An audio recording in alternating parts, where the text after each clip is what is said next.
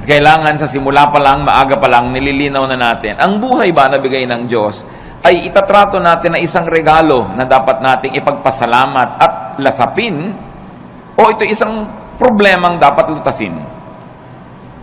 With that kind of mentality, you will already be standing on one side of the fence if you were going to be restful or anxious in life. John 16:33, Jesus says, I have told you this so that you might have peace in your hearts because of me. While you are in the world, you will have to suffer. But cheer up, I have defeated the world. Napaka-relevant po sa buhay natin mga kapatid, itong mga verses na ito. Kasi namin ng Panginoon, sinasabi ko sa inyo na dahil sa akin, pwede kayong magkaroon ng kapayapaan. Totoo, habang nandito kayo sa mundo, marami kayong lalasapin, haharapin, kakabakahin, problema. Pero, huwag kayong mawala ng pag-asa. Pasiglahin nyo ang inyong mga kalooban dahil napagtagumpayan ko na ang sanlibutan. Kuminsan, nagkakaroon tayo ng feeling na defeated because we think we are the ones fighting. But the Lord is our champion. Nabuhay siya at namatay para sa atin. Ang lahat ng tagumpay ng Panginoon ay tagumpay natin. At siya'y walang kabiguan. Maging ang kamatayan na hindi nagtagumpay na siya'y hawakan ng matagal at siya'y nabuhay na muli, isang pangako na ang lahat ng sumasa kanya ay mabubuhay ding muli. Kasi sabi niya, alam nyo, kaya lumalaki ang problema nyo, pinapalaki nyo. Kaya bumibigat ang kalooban nyo, pinapabigat nyo. Totoo, kung magiging makasanlibutan lang kayo at mag-iisip lang kayo bilang mga karaniwang tao, talagang marami kayong dapat ikatakot at hindi kayo papapahinga. Pero bakit nyo gagawin yung matakot? Samantalang napagtagumpayan ko na ang lahat. That in Christ we have our victory. That even in our personal performance, we might fail every now and then, but it is not our performance that counts, but the performance of the Lord. Hindi yung kulang sa atin ang binibilang, kundi yung kapupunan na ibinibigay ni Jesus. Hindi yung ating karumihan, kundi yung paglilinis ng kanyang dugo. Hindi yung ating mga kamalian, kundi yung kanyang pagiging tama. Ang siyang ibinibigay at ibinibihis sa atin, kaya marapat lang na atin itong unawain. Life is indeed a gift to be enjoyed and shared. Like love, enjoyment and happiness is like a handful of sand. Yun pong buhangin, pag hinawakan nyo lang nang nakarelax ang kamay nyo, andyan lang. Pero subukan yung sobrang diinan ng hawak, sikipan, dumudula sa pagitan ng mga daliri natin yung buhangin at natatapong lahat. When you hold too tightly, sand slips through your fingers. And happiness is like that. Enjoyment, like love, is like that. Pag sobrang mong hinigpitan, nawawala. Dapat relax ka lang. Relaxing and knowing how to relax could be a great tool of survival in this age of stress. Marami talagang stress ngayon. Pati nga inumin mong tubig, binabayaran na, binibili, nung araw naman hindi. Maraming gastos ngayon na dati hindi naman gastos. Yung load, ang laki-laki ng pera mong napupunta sa load, dati naman hindi ginagastahan yan eh. Marami talaga. Pero marami ring blessing na available. Kita nyo naman, nagsusurvive ang lahat. Life is even better. So how to rest and relax, or how to live really, is our topic. And how do you do that? Do not hurt yourself. Marami pong mga tao nasasaktan, kaya lang hindi nila alam sila ang nananakit sa sarili nila. Kaya kailangan matanggal yung takip ng ating mata at mabunyag yung katotohanan na madalas tayo ang may likha ng mga nananakit sa ating sarili. You've got to identify and define your self-inflicted pains. Parang yung nagpepenitensya, siya ang nag-aapanhampas sa sarili niya. Siya ang nagsusugat at nagsasakit sa sarili niya. Marami mga tao ganoon ang ginagawa nila sa buhay. Although, hindi kasi tayo laging conscious. Ano-ano po ang mga self-inflicted pains? Kasi kung meron kang tatanungin, gusto mo bang saktan ang sarili mo? Ang sagot natin, siyempre hindi. Ba't ko sasaktan ang sarili ko? Gusto mo bang lagyan ng asido ang loob ng puso mo? Ba't ko lalagyan? Puso ko yun. Gusto mo bang pahirapan ang sarili mo? Of course, I will not do that. But the truth is, many of us do it. Ano po yung mga pahirap na tayo rin ang may likha? Jealousy. covetousness, and greed. They hurt. Napakalaki ng sugat, hirap, pasanin na ibinibigay sa atin kung tayo ay nagsiselos, naghahangad ng hindi atin, naiinggit, o nagiging sakim. Oras na meron kayong kinakainggitan, pinagseselosan, hinahangad na hindi naman ninyo, pinapahirap nyo inyong loob. Yung merong mana ang kapatid mo, gusto mo maging sayo rin? Yung merong magandang damit ang iyong kapwa, imbes na matuwa ka at maganda yung nakikita mo, maiinggit ka pa? Yung hindi na sayo, pinipilit mo pang maging sayo, gagawa ka ng mga tricks, gagawa ka ng mga kasinungalingan, para maging sayo yon. Ang hirap mag-maintain ng kasinungalingan. Ang hirap gumawa ng mga tricks. Ang hirap maging parang gagamba na gumagawa ka ng sapot para yung dumadaang mga lamok biglang mahuli at kakainin mo na siya.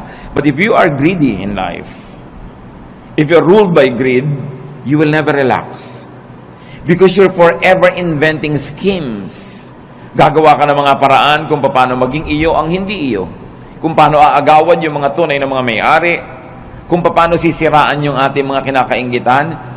Self-inflicted pain yan. At gaano karami sa inyong high blood pressure, gaano karami sa mga cancer ng katawan natin na nagmula sa sobrang pahirap natin dahil pinapahirapan natin ang sarili. Dapat tulog ka na, hindi ka patulog. Dapat payapa ka, hindi ka payapa. Dapat nag-e-enjoy ka, naiinis ka, naiinggit. You harm your body. At pagpatuloy natin ginagawa yon, yung mga maliliit na mga laso na yun na iniipon natin sa ating katawan, nagiging sakit. Ang tatamaan yung mga pinakamahinang parts of your body, so doon magmamanifest yung mga sakit. Pero ang totoo nyo, nagsisimula sa isip mo yan. Nagsisimula sa iyong espiritu. Kaya sinasabi nga, mind over matter. Halimbawa, yung mga taong sobrang magsikap, talagang nagpapakamatay, nagkakandara pa para laging panalo, para laging mas maganda ang gawa niya, mas mataas ang score niya, mas kahanga-hanga ang kanyang performance. Gaano karami doon ang dahil lang sa inggit? Sabi sa Ecclesiastes 4:4, "Then I realized that we work and do wonderful things just because we are jealous of others. This makes no more sense than chasing the wind." Si Solomon nagsasabi na pagtanto ko na ang dami nating ginagawang kadakilaan, ginagawa lang natin dahil inggit tayo sa iba. At gusto nating maging mas dakila tayo. Halimbawa, although hindi ko naman talaga alam ang intensyon ng mga gumawa nung malaking pinakamataas na building sa Dubai. Ang taas ng building para lang masabing nasa kanila yung highest building in the world. But what is the context of a tall building, for instance in Manhattan, in New York? Kasi wala nang space, itataas ba na itataas yung building mo? Kasi wala nang space. Pero sa Dubai, na ang lapad-lapad ng disyerto, na kahit ihiga mo yung building, ang haba-haba, everything is first floor, ang ginhawa sa lahat, pwede dahil may space, ba't mo tataasan para ka lang maging tallest building in the world? O ano nangyari sa kalagitnaan ng proyekto, bumagsak ang ekonomiya, so ngayon, kinailangang iligtas sila ng kabilang state para matuloy yung project, napalitan yung pangalan.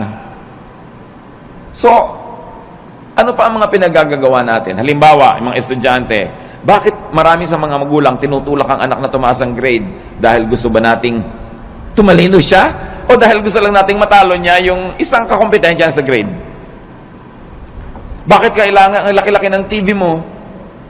Ang liit ng bahay, lampas na yung TV sa dingding, nakikita na ng kapitbahay yung gilid. Bakit kailangan? Kasi malaki yung TV ni Kumare. Bakit kailangan mas malaki ang hikaw mo? Dahil ba talagang yung tenga mo, kailangan niyang paglambitin ng mga mabibigat na hikaw? O, mayroon kang kakompetensya. Bakit kailangan mas maliit ang baywang mo? Marami tayong ginagawa mga kapatid, pahirap sa sarili just because we're competing with other people. So sabi ni Solomon, vanity, meaningless. Isang pagpapahirap sa sarili na hindi kailangan. Isa pa bang pagpapahirap natin? Fatigue. Fatigue hurts. Too much work is painful. Ang dami mga tao sobrang magtrabaho, tapos ang konti lang naman ang nabe-benefit nila doon sa tinatrabaho nila. At the end of the day, sila yung lugi. Sino ang nakinabang? Ang mga kamag-anak nilang batugan. Mga kamag-anak nilang tamad, hindi nag-iisip, saan kaya ako kukuha ng ganitong gagastusin, ano kaya ang gagawin ko, pero at the end of the day, nagkakaroon din dahil kahit nagger ka, kahit nagagalit ka, bibigyan mo rin. So, ikaw si lugi. Kaya lugi sa buhay yung mga OC, yung mga obsessive-compulsive, linis ka ng linis, as iba dumi ng dumi. Hindi ko alam hanggang ngayon, hindi pa po ako decided kung tatawagin kong blessing yung mga taong walang pake. Yung may baha, walang pake. Tulog. Yung bukas may gastusan, walang pake. Pero at the end of the day, nabuhay din sila ng 70, 80 years old, masaya pa sila kaysa ikaw worry ka ng worry, isip ka ng isip. At ang nangyayari tuloy, dahil mahilig ka mag-isip, ikaw tuloy ang sasagot sa mga gastusin niya. Kasi ikaw yung responsible. But is that the way to live? Do you want to be like that? You've got to let go of some things. Going against your conscience for the sake of gain hurts. Gaano karami, mga kapatid, ang ginagawa natin na labag sa ating budhi? Siro, ginagawa mo para lumaki ang iyong kita, o para mapalapit ka sa isang taong pinupuri mong ang totoo, nandidiri ka sa kanya. Ginagawa mo, pero naiinis ka sa sarili mo at ginagawa mo yon. So, ba't mo ginagawa? Yung bang gain na mapapala mo doon is more than the loss. Pag kinompare mo yung napala mo at yung lugi mo, na nahirapan ng yung loob, napagod ang loob mo, nakakasira ng kalusugan. Nakakasira ng sarili. Ano pa po ang mga pahirap natin sa sarili na hindi natin nare-realize? Strained personal relations. They hurt. Tuwing meron tayong kaaway, kagalit, and we maintain this kagalitan, hirap tayo. Dahil kahit matigas ang loob mo, kahit ka pa nagtatapang-tapangan, aminin mo, mas gusto mo naman friendly yung atmosphere. Mas gusto mo naman na kabati mo yung kagalit mo ngayon. Mas gusto mo naman na love ka niya kaysa hate. Kahit nagpe-pretend ka pa that you don't care, you care. Why? Because the Spirit of God lives in us. And that Spirit is hurt whenever things are wrong. Kung ang mga relasyon natin sa ating kapwa ay pangit, kaya kami mga tao nagpapagamot, laging masakit ang ulo, laging masakit ang likod, laging masakit ang ganito. Tanong mo, marami ka bang kaaway na kamag-anak, kaibigan? Opo. Hindi mo kailangan ng gamot. Makipagkasundo ka lang, baguhin mo ugali mo, gagaling ka. Kaya kami sakit, kahit inumin mo lahat ng isang drum ng mga gamot, kung lagi kang nakikipag-away, lagi kang may kaaway, may gusto kang sugurin, defensive ka dahil may sumusugod sa'yo, magkakasakit ka. Kaya ang Panginoon nagtuturo, forgive, make peace. Sa palagay niyo, nagtuturo siya para tayo lugihin? No. Nagtuturo siya ng ganoon kasi alam niya, when you forgive, you relax. When you make peace, you relax. And when you relax, you will get well, even if you're sick. Or you will not get sick. And then it's to your advantage. Lahat ng turo ng Panginoon, hindi para tayo madehado. Doon tayo panalo. Ang tulo ni Satanas, yun ang mahirap. Yung dapat ikaw ang panalo. Talunin mo siya. Dapat mas mataas ang score mo. Dapat mas mayabang ka sa kanya. Dapat mas malakas ka. Hindi ka mapapahinga. Pag lagi ka nakikipag-compete. And these are usually the burdens of and deception in highly professional vocations or in competitive endeavors. Yun ang pinag-usapan natin. Kaya nga kuminsan meron tayong kapatid o pinsan na masyadong baliwala, yung sobrang bahala na, sobrang hindi siya nag-aalala. Ang totoo, mas minsan humahaba pa yung buhay niya kaysa sa'yo. Siyempre, ayaw naman natin maging ganon. Pero meron tayo kahit konting dapat matutunan doon sa mga taong marunong magsawalang bahala paminsan-minsan. Kasi pwede mong punuin ang buhay mo ng puro takot.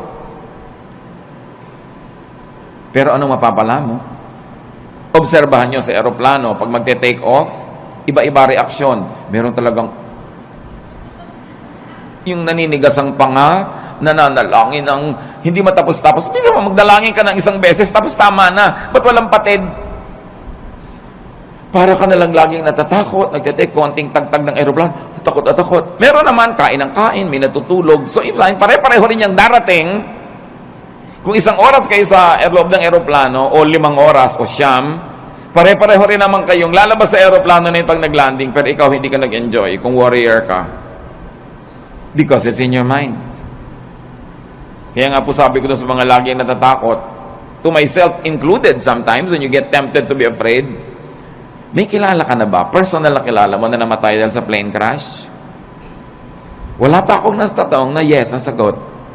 May kilala ka nang namatay dahil nabundol ang tricycle. Meron. Meron kilala ka nang namatay na nasa kama lang, binangungot, namatay. Meron. May kilala kang nasa ospital, naliligid ng mga doktor, namatay. Marami. Yung pala, mas marami doon. Di mas matakot ka matulog. Mas matakot ka maglakad sa kalye. Ba't magsasakay ka, takot na takot ka because you're psyched yourself up to be afraid while flying is the safest way to travel. So it's all in your mind. Ba't mo papahirapan na yung sarili? Kung pwede ka naman mag-relax. And besides, kahit mag-worry ka, makokontrol mo ba yung hangin, yung aeroplano? No. So meron tayo dapat na punto na pwede tayong magsawalang bahala. Total, wala ka rin naman magagawa kahit sikapin mo na bahalain mo yun, hindi rin pwede. Worry hurts. When you worry so much. So do not worry. Do not play God. Ano po ang kinalaman, mga kapatid, ng worrying and playing God? Making things work is God's role. Yung hindi mo control, katulad nun, lumilipad ka na, hindi mo control yan eh. So, hayaan mong God ang mag-isip doon. Colossians 1:17, God's Son was before all else, and by Him, everything is held together. Sa pamamagitan ng Diyos Anak, ang lahat ng bagay ay nagkakakapit-kapit, nagkakalakip-lakip, umaandar ang mundo, umaandar ang sinukob, umaandar ang creation dahil sa Diyos Anak. Hindi dahil sa iyo. So kung meron dapat mag-worry how to make things work, siya, hindi ikaw. Ang dapat mo lamang gawin, yung papel mo. So kung engineer ka, i-check mo kung maganda ang makina ng mga aeroplanong chine-check mo. Kung ikaw ay may papel, gawin mo yon at pagkagawa mo noon, leave the rest up to God. Kaya mahalaga, ginagawa mo lang yung papel mo. Sabi nga ng Desiderata, the universe is unfolding as it should. Sisikat ang araw bukas, tulungan mo man o hindi. At lulubog yun bukas ng gabi, pigilin mo man. Aandar ang lahat. Mag-global warming kung kailangan mag-global warming. Magkakaroon ng bagyo at aalis din ang bagyo. Babaha at huhupa ang baha. Lahat pa, ulit-ulit lang na mangyayari. Hindi mo yung problema kasi hindi ka ang Diyos. Ang problemahin mo lang yung munting daigdig where you move, where you can make a difference, and then leave the rest up to God. Sabi ng Jurassic Park, life finds a way. Mga magulang, nag-aalala tayo, naku, yung anak ko aaten ng picnic, baka mahulog. Mangangunyapit yun. At pag nahulog na yun, aahon uli yun kung saan man siya nahulog. Baka siya malunod, lalago yung pilit. No? Gagawa siya ng paraan because life finds a way. Minsan ang takot ng mga magulang, mamatay siya ng hindi pa matatanda yung mga bata dahil hindi maaalagaan. Aalagaan din nila ang sarili nila. Kahit hindi mo alagaan yung mga batang yan, nakadikta sa kanilang kalikasan, aalagaan nila ang sarili nila. Pag may nahipo silang mainit na plancha, siyempre kahit hindi mo sabihin, tatanggalin nila yung kamay nila. Nakasulat sa atin yun. We were wired to survive, to reproduce, and to live the cycles of life that are assigned to us. So hindi natin dapat masyadong inaalala yan. Nakatakda yan. Huwag mo alalahanin ang shape ng bulkang mayon. Magiging perfect pa kaya yan ng matagal? Paano kung sumabog? May mga nagagano, nagwo-worry. Anong gagawin mo? Tingnan mo na lang siya. Kung hindi na siya perfect, tabi-tabingi, find another beauty in it. But enjoy it while it lasts. Maybe you have a provider complex, or a protector complex, or a teacher complex, but do it only up to a point. Do not overdo being a provider. Because even if you don't provide for your loved ones, they will find a way to continue living. Even if you don't protect them all the time, God designed them to protect themselves. You don't always have to be the teacher. You don't always have to be the moralizer, the one who says the right thing, because they will also hear it from other sources, aside from they will hear it from their conscience. So, don't play God, that's what we mean. Iinom ka ng gamot, inumin mo, manalangin ka, and let it work. Huwag mong alalahanin. Huwag mong buksan yung mga benda ng sugat mo para tingnan mo kung naghihilom na yung sugat mo. Dahil lalo na namang mabubulat-lat, dudugo lang. Let it heal by itself. Just do your part. It's important because when you over-worry, you get too tired and fatigue hurts. Pag pagod ang tao, bumababa ang immune system. Madali kang magkasipon, madali kang magkaroon ng mga sakit pag pagod ka kasi bumababa yung panglaban ng katawan mo sa mga invaders. Kaya dapat nagpapahinga. Observe design and load limits. You have to rest. Sa mga may mga bayani complex, rest. More work sometimes means more income, but often it means less happiness. More income doesn't always mean more happiness. Maybe more pleasure for the people who depend on you, but not necessarily for you. At meron kang tungkulin sa iyong sarili. Bago pa man ang tungkulin mo kahit kanino, kailangang buhayin mo ang sarili mo, pasayahin mo ang sarili mo, ipahinga mo ang sarili mo, at huwag mong payagan kahit yung mga minamahal mo, napatayin ka, sipsipin ang dugo mo, istrohin ang dugo mo, nag-e-enjoy sila, tapos ikaw yung nangangalirang at natutuyo. You have a duty to yourself. Life is the primary duty of life. At paglabag sa utos at kalooban ng Diyos na nagbigay sa ng buhay, napabayaan mo ang buhay mo. Kahit pa nga yung pagpapabaya mo, pagdugtong sa kaligayahan ng iba. Kahit sa airlines, makikita nyo doon sa kanilang mga anunsyo ng kaligtasan, pag nawala ng oxygen sa cabin, may malalaglag ng mga oxygen mask, anong gagawin mo? Una mong lagyan ng sarili mo. At pag nakakahinga ka na ng tama, at saka mo tulungan yung bata o yung matanda o sino man, you have a duty to yourself. And it's not selfishness. You were wired and created by God to protect the life that was assigned to you to protect. Yung ibang tao, ipoprotect nilang life nila. Sometimes we are overprotective But they will protect themselves because they too were wired to protect themselves. So do not overwork yourself. Rest from overwork. Learn appropriate contentment with what you make. Yung mga iba, lalo mga professionals, may kasabihan nga ngayon, dahil alam nyo sa Korea, South Korea, sobrang modernization at sobrang materialism tuloy dahil puro pera, may kasabihan ngayon doon, a Korean man gets stomachache when his cousin builds a new house. Dahil naiinggit siya, bakit may bago siyang bahay? Anong problema ko, ba't di ako nakakapagpagawa? So papagawa din siya. The competitiveness is too much. That's why one of the highest rates of suicide dyan. Dahil sa competitiveness. 1 Timothy 6:6-7, and religion does make your life rich by making you content with what you have. We didn't bring anything into this world and we don't take anything with us when we leave. Sabi dapat kontento ka kung anong meron ka. Hindi sinabi na kung ano na lang nandyan pwede na. Kasi itinuro, 6 days you shall work and on the 7th you will rest. So it follows that you will really achieve, that you will acquire, that you will amass, and you will have. But the point is, be contented with what you naturally have. So kung ito pa lang yung kinikita mo ngayon, ginagawa mo naman yung best mo, huwag mo i-compare sa kita ng iba to the point that you will kill yourself trying to beat that other person and trying to make more.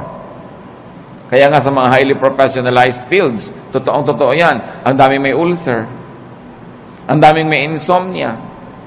So they squander their youth trying to make money, and when they are old, they use all their money to become healthy again. So mahalaga, iniingatan mo yung katawan mo na may limit ang pwede kong gawin. Hindi ako pwedeng lagi nagpapakabayani, hindi ko laging sosolve ang problema ng daigdig. I will have a healthy level of self-preservation.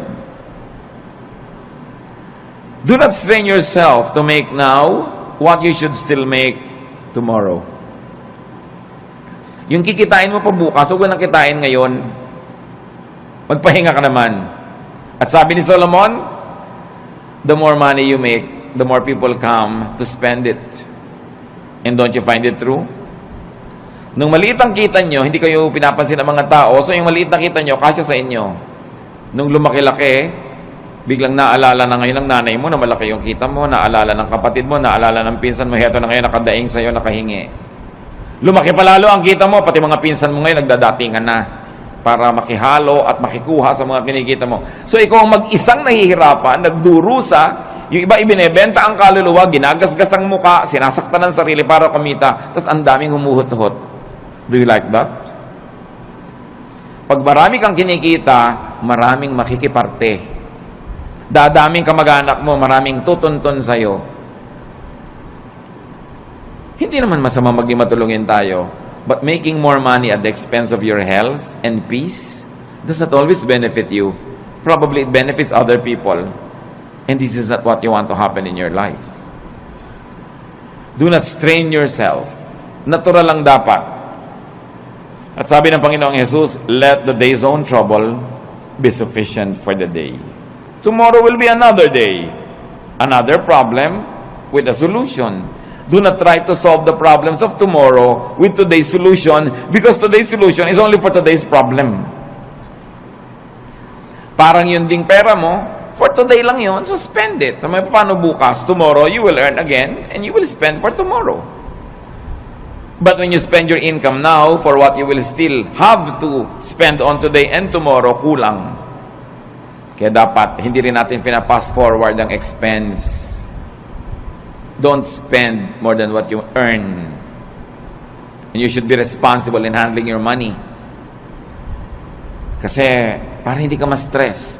At, para hindi ma-stress ang mga mahal mo sa buhay. Kasi kung minsan, sobra kang relaxed. Kaya namang pala nagkakaganon, ang sobrang nahihirapan yung kasambahay mo. Magkakapera ka, gagastahin mo sa walang kwenta. Pagdating ng bill ng kuryente, ng tubig, itong kasambahay mo nagbabayad. So, ang pinag-uusapan natin mga kapatid is how to rest and also how to let your loved ones rest. And that happens only when you are responsible. So, responsible enough tayo. Do not be overly competitive, but don't also be overly sacrificing for others. Yung sobrang pagsasakripisyo para sa kapwa, hindi yan turo ni Jesus. Turo lang yan ang simbahan kumisan. Mark 6:31, a very interesting episode in the Lord's ministry. But so many people were coming and going that Jesus and the apostles did not even have a chance to eat. Then Jesus said, let's go to a place where we can be alone and get some rest. Sasabihin ba, very un-Jesus yata? Ang daming tao na kailangan ng pakainin. Ang daming taong kailangan pagalingin. Kailangan ipanalangin. Kailangan i-counsel. Kailangan turuan. Kailangan palayasan ng mga espiritong nakatira sa kanila. Pero pagod na sila. Ano sabi ni Lord? Shh, halik kayo. Tahimik tayo mawala dito. Iwan natin ang mga taong yan. Pumunta tayo sa isang lugar na tahimik na hindi nila tayo masusundan. Magpahinga tayo at kumain doon. Do you do that? Mga kapatid, kung minsan, sobra kayong palatulong sa inyong mga kamag-anak at yung asawa niyo naman, cooperative. Pero sinasabi niyo ba kung minsan sa asawa mo, huwag muna nating isipin yung mga kapatid mo at kapatid ko, tayo muna magbakasyon. Dapat ganun. Hindi puro sakripisyo. Yung nakatira ka sa isang bahay na ang ingay-ingay, nakakatulig kahit sa katumingin na yung mukha, siksikan. Hindi mo ba sabihin sa asawa mong, minsan, mag-motel naman tayong dalawa, honey, para tayong dalawa lang, makapag-salarinan. Dapat mong ginagawa yun. Jesus showed us the way. Don't kill yourself giving to others. You've got to give yourself time and space to enjoy the blessings of God, even though sometimes lang, once in a while, but you have to do it. Why? Because you cannot give what you do not have.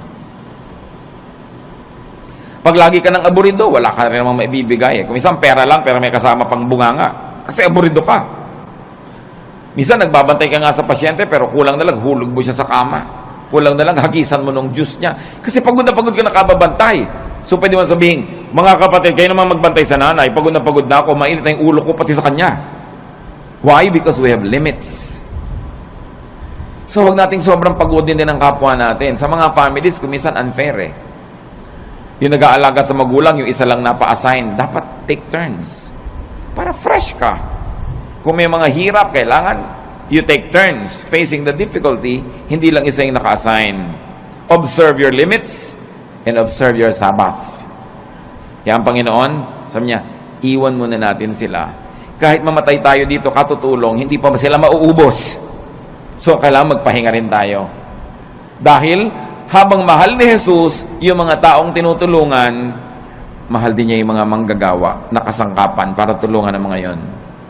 So huwag niyong aalaw yung sarili niyo na maging manggagawa lang o ang mahal niyo sa buhay na nagko-cooperate kayo na lang tapos puro benefit ng iba. You have to learn to set time and space for your own enjoyment. Every day, every week, every month is long enough for you to have that private, pleasurable moment. We all need that to keep our sanity. Para hindi ka mabaliw. Kaya yung nasosobrahan, hindi ba, kinakausap na ang butike, nakikipag-chess na sa anino, at nakikipagtalo kung sinong nanalo. Why? Wala man lang pahinga. Walang relaxation. Another self-inflicted pain is anger. Anger hurts. Gaano karaming kalusugan natin nasisira dahil nagalit tayo o nananatili tayong galit. Tuwing galit ka, nagdurusa ang iyong katawan. So, ang totoo nun, ikaw nagpaparusa sa sarili mo. Kaya yung magagalitin, mga kapatid, huwag na kayo makipag-away. Yun lang sila nagagalit sa inyo, yun na ang parusa sa kanila. Kasi napakalaking parusa sa katawan, sa isip, sa emosyon na magalit. So, contain or avoid anger. And once more, don't play God. Why do I say that? Because anger is the prerogative of the perfect. Dapat yung perfect lang nagagalit. Yung author ng perfect moral law, pag na-break yun, dapat siya magalit. Siya yung author siya yung Diyos. Yung author ng natural law, siya dapat magalit when it's broken. Pero tayo, hindi naman author nakikibasa lang tayo. You are not perfect. You are not the author of morality or life. You are just a fellow creature, a fellow beneficiary and traveler, a fellow seeker, in fact, a fellow sinner. Kaya wala kang karapatang magalit. Isipin niyo mga kapatid, ano mga kinakagalit nyo? Kayo ba, Diyos? Ano mga kinakagalit natin? Perfect ba tayo? So may imperfection yung tao, pero perfect ka ba? Besides, you were not designed to be angry. Nung nilikha tayo ng Diyos, hindi niya tayo dinesign na magalit. Kaya pag nagagalit tayo, we go out of the design, we destroy the intentions of the manufacturer, and at the end of the day, we destroy ourselves. Hindi bagay sa atin magalit, hindi tayo dapat nagagalit. Your bodily system goes awry when you get angry. Nagkakasira-sira, nagkakawasak-wasak ang nervous system, electrical and chemical balances of your body naiiba pag nagagalit ka. Kaya mga ibang nagagalit, they become, sabi nila, temporarily insane. Nakakapatay. Traffic altercation, nakakabaril ka ng kapwa, tapos makukulong ka forever. Dahil lang nagalit ka. That's why galit should be controlled. And your bodily system, including your soul, gets damaged when you stay angry. So, dapat hindi magalit, at tapos kung nagalit na, dapat hindi tagalan. Kaya ang sabi sa Bible, do not go to bed while you're still angry. Do not let the sun go down on your anger, which means, huwag mong patagalin yan. Pero yung merong nagdaramdam sa inyo, 7 taon na, gusto nyo bang tumapak kayo sa tamtax at huwag nyo alisin sa talampakan nyo ng 7 taon? Ito yung naglalakad kayo, kumikirot, dumabaon, nagnanana. Higit pa ron pag meron kayong galit na kinikimkim sa puso. Dahil hindi lang talampakan na naapektuhan. Naapektuhan ang inyong puso, ang inyong isip, ang inyong emosyon, relasyon sa kapwa, relasyon sa Diyos, kalusugan. It is foolish to remain angry. So, don't remain angry dahil kayo banal. Pero kung hindi kayo banal, at least be intelligent. Still don't be angry. Because it's not good for you. Huwag kayong magkimkim ng mga sama ng loob. Ibulalas nyo kung kailangan ibulalas o ipatawad nyo na lang, pero huwag niyong kimkimin. Huwag niyong kimkimin. Nararanasan nyo na ba na mapapadighay kayo, hindi nyo maidighay-dighay? Di ba? Ang hirap kimkimin. Subukan nyo magkimkim ng sinok. Ang hirap. At yung mga kinikimkim pa natin, mga kung ano mga sama ng loob, may LBM kayo, kinikimkim nyo, ayaw nyo ilabas, ano mangyayari sa inyo? Di ba? Alam nyo mangyayari sa inyo? Masahol pa ron ang galit. But Satan is so deceptive that we don't realize that simple anger is destroying us. Pag nakita mo yung tao, tumataas ang presyon mo. Pag naalala mo siya, nawawalan ka ng ganang kumain. Baka maging violente ka pa. Lugi ka. So rest and relax. Rest your body, your senses, with pleasure and beauty. Kaya kailangan natin ng kagandahan. Kailangan natin ng kasiyahan. Observe the human body.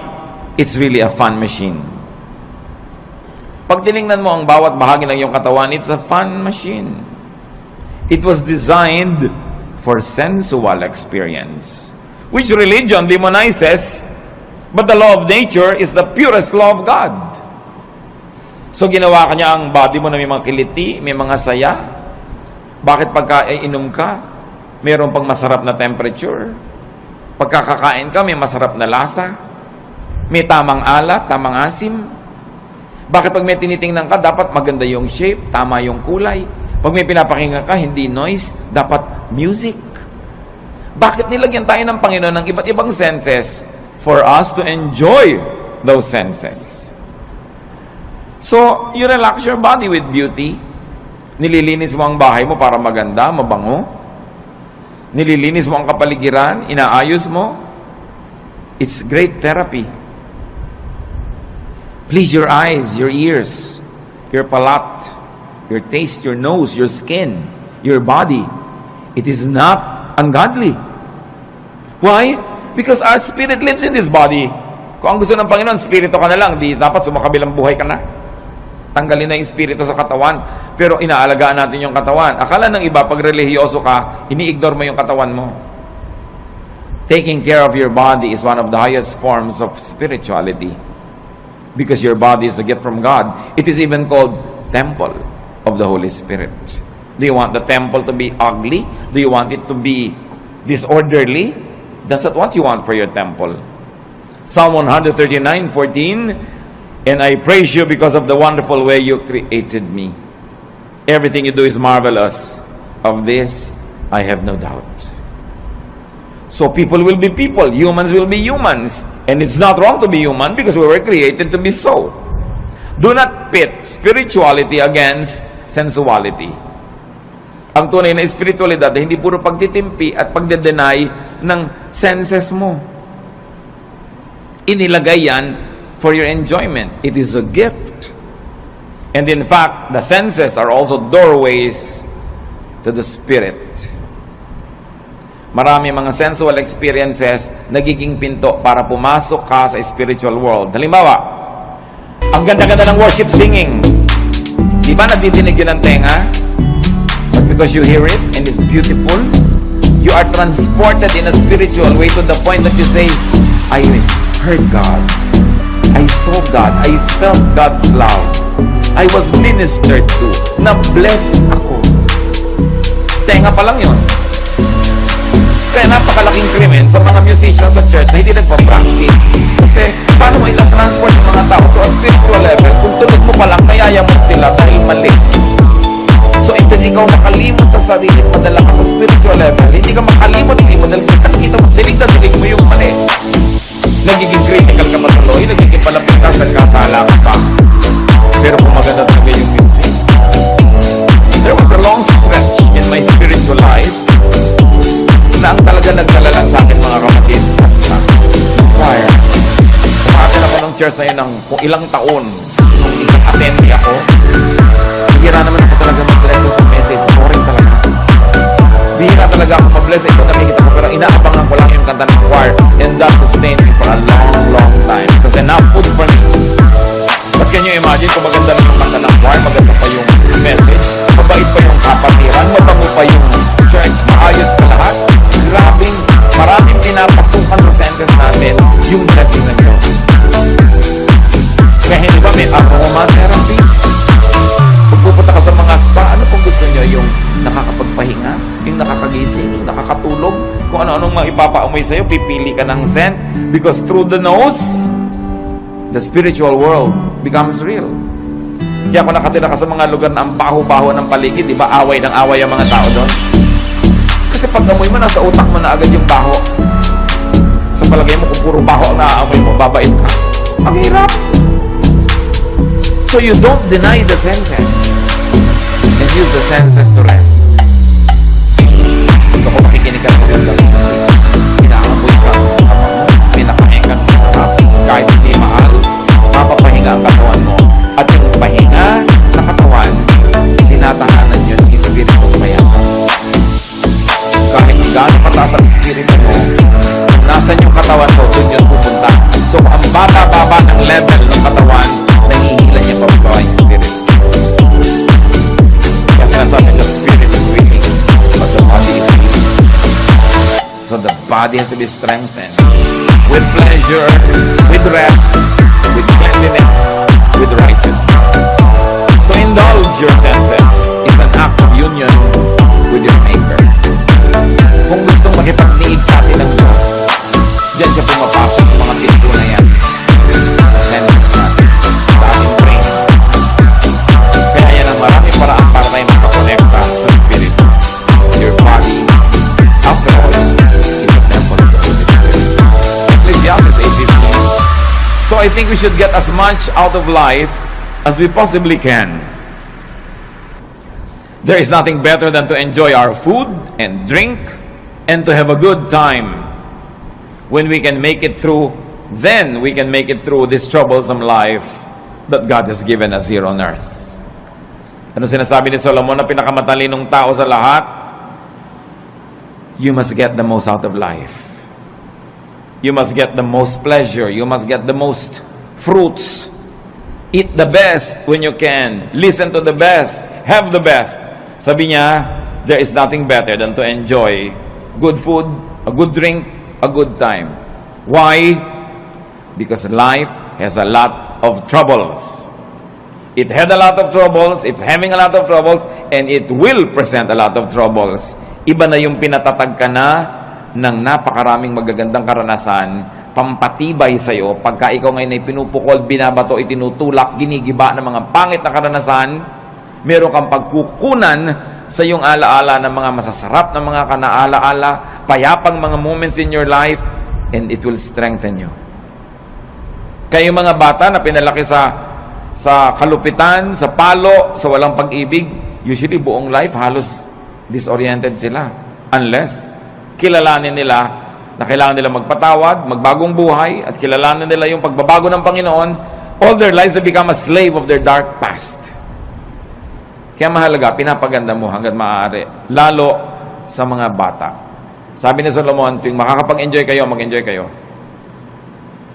Kasi may mga panahon, kahit may pera kayo, wala kayong gana. Makakabili kayo ng pagkain, pero magaan lalamunan nyo. So ngayong may pambili kayo at meron kayong gana, eat. Bata kayo, kaya nyo yung mamasyal, pumunta doon, gawin nyo yun. Basta binabalansin nyo lang ng tamang pagtatrabaho, responsibility, faithfulness to God. Meron ka ngayong kakayanan na mag-enjoy, enjoy it. Dahil ang bukas hindi mo alam kung pwede mo pang ma-enjoy. Food and drink and good times need not be expensive. Food and drink and good times need not come from damaging toil and overwork. And it need not be paid for with a damaged body and a bruised soul. Hindi totoo ang chismis na kailangan mo pa magkasala, magnakaw, gumawa na masama para ka mag-enjoy sa buhay. Maraming bagay na libre. At maraming bagay na hindi naman mahal. Ang kailangan lang baguhin natin attitude. We must remove from our value system the notion, the mistaken notion that spirituality means suffering all the time. If God likes you to suffer, bakit niya lagyan ng nerve endings ang iyong katawan that is meant for enjoyment? Because God likes us to have a good life. No eye has seen, no ear has heard, no mind has conceived what God has prepared for those who love Him. Another way to relax and how to live is to rest your spirit by doing good.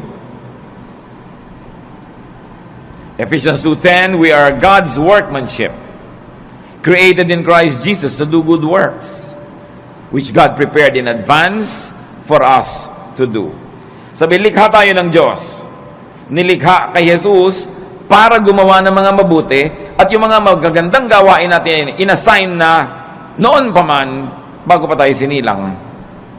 So may assignment tayong lahat na gagawing mabuti. At pag hindi nyo ginagawa yon, may bahagi ng inyong puso na lamukot, lukot, tiklop, pipi, nagdurugo, nasasaktan, may kirot. Kasi wala ka sa design. Dapat hanapin mo, kapatid, ano yung assignment mo sa mundo, anong mission mo. Sa buong buhay, sa isang taon, sa isang buwan, sa isang linggo, sa isang araw, sa isang oras, nag-iiba-iba yung mission na yun. Lagi ka lang sensitive. Anong maganda na pwede kong gawin ngayon, ang assignment ko kay Lord? Gawin nyo. Sasaya kayo. Basta ginagawa nyo ang kalooban ng Panginoon, may pera kayo't wala, malusog kayo't hindi, nag-iisa kayo o may kasama, may malalim kayong saya na tinatawag sa English na joy. It is not dependent on outward events. It is there in your spirit. Pero pag alam na alam nyo kung ano yung mabuti nyong dapat gawin, tapos maang-maangan kayo, in-ignore nyo, di nyo ginawa, kahit may pleasure kayo, kahit may pera, kahit maganda yung kapaligiran, may nagluluksa sa inyong kalooban na hindi nyo pwedeng itanggi at itatwa. So, ang pinakamabuti sa tao, maging totoo sa espiritu, maging totoo sa sarili. Be in character, be true to form. You were not an accident. You were created before the foundations of the world by God's will. Hinintay lamang na lumabas ka sa panahon at sa lugar, pero meron ang kalooban ng Diyos para sa iyo at may assignment ka na. Dapat yung gawin, dapat yung hanapin. Pag hindi mo ginagawa yon, may pera ka man, mataas man ang iyong kalagayan, sikat ka man, may kulang. Parang naglalakad kang merong bato sa loob ng sapatos mo na natatapakan mo, hindi masaya, hindi masarap. Psalm 62:1, my soul finds rest in God alone. My salvation comes from Him. Hindi tayo mapapahinga hanggang wala tayo doon sa sentro ng kalooban ng Diyos. So huwag makipagtunggali, huwag lumaban, makiayon. Flow with the Spirit of God, enjoy the trip, enjoy life, do what you have to do good, be righteous, and then meet your Maker when time comes. There will be no regrets when you have lived a full life. Nabigyan mo yung dapat mong bigyan, nakain mo yung gusto mong kainin, which of course entails work. You have to work, you have to earn it, so that you will have something for yourself and more to give away. Kasama tunay na espiritualidad ang pagtatrabaho, yung pagiging responsible, but don't be overly responsible because you will only be full of stress. Marunong ka dapat magsara ng dapat isara, lumimot ang dapat limutin, magpatawad ng dapat ipatawad, para nakapahinga ang iyong kaluluwa. Pero mahalaga, punuin ang buhay ng mabubuting gawa. Revelation 20:12, I also saw all the dead people standing in front of that throne. Every one of them was there, no matter who they had once been. The book of life was opened. The dead were judged by what those books said they had done. So lahat ng ginawa natin, ginagawa, gagawin pa, nakalista, at magiging basihan ng final judgment. Doing good places you in the path of God's blessings. Doing good gives balance and peace. Halimbawa, mga kapatid, nalilito kayo, gagawin ko ba mabuti o yung hindi mabuti? May masama sa akin, gagantihan ko ba ng mabuti o ng masama rin? Huwag na kayo malito. Gawin nyo na lang yung mabuti. Because God is a perfect accountant. Marunong siya mag-debit, credit, balance. Halimbawa, meron kang ginawa ng mabuti na hindi mo naman dapat gawan, sumobra. Sa palagay nyo, hindi ibabalik sa ni Lord yung sobra. Pero meron kayong dapat gawa ng mabuti, pero kulang ang ginawa nyo. Sa palagay nyo, hindi kayo sisingilin. Kumuha ka na lang ng tama. Huwag kang mag-alala na sumobra yung tama. Kasi, credit yon. Pwede ngayong itapal sa mga marami mong kulang sa buhay. Kaya sabi, just love. Keep loving people. Because love covers over a multitude of sins. Maging maibigin ka.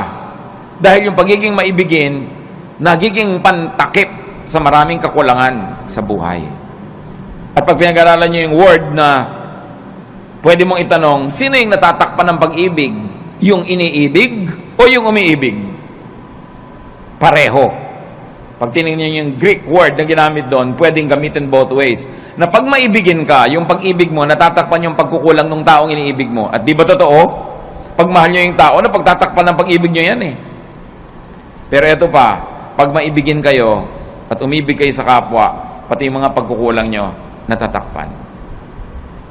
That's why love is the answer. And you know the other side of it, the opposite, hatred. Why hate when you can love? Pareho lang nakakapagod yan. Parehong kailangan mo investa ng emotion, ng kilos. Mas nakakapagod pa nga to hate. Pwede kang sumimangot, pero pwede ka rin ngumiti.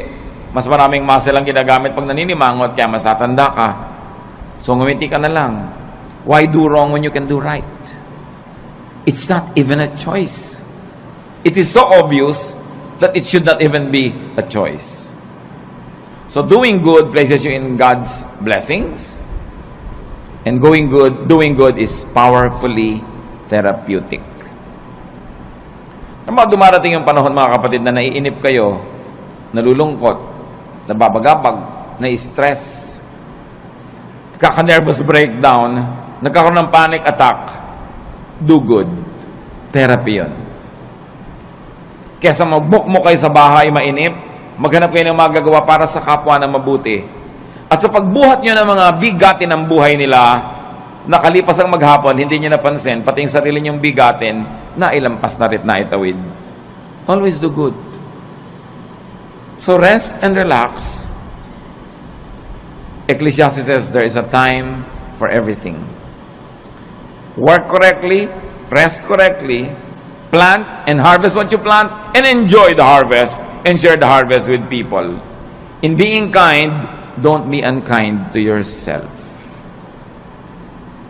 Allow and let and help others rest and relax.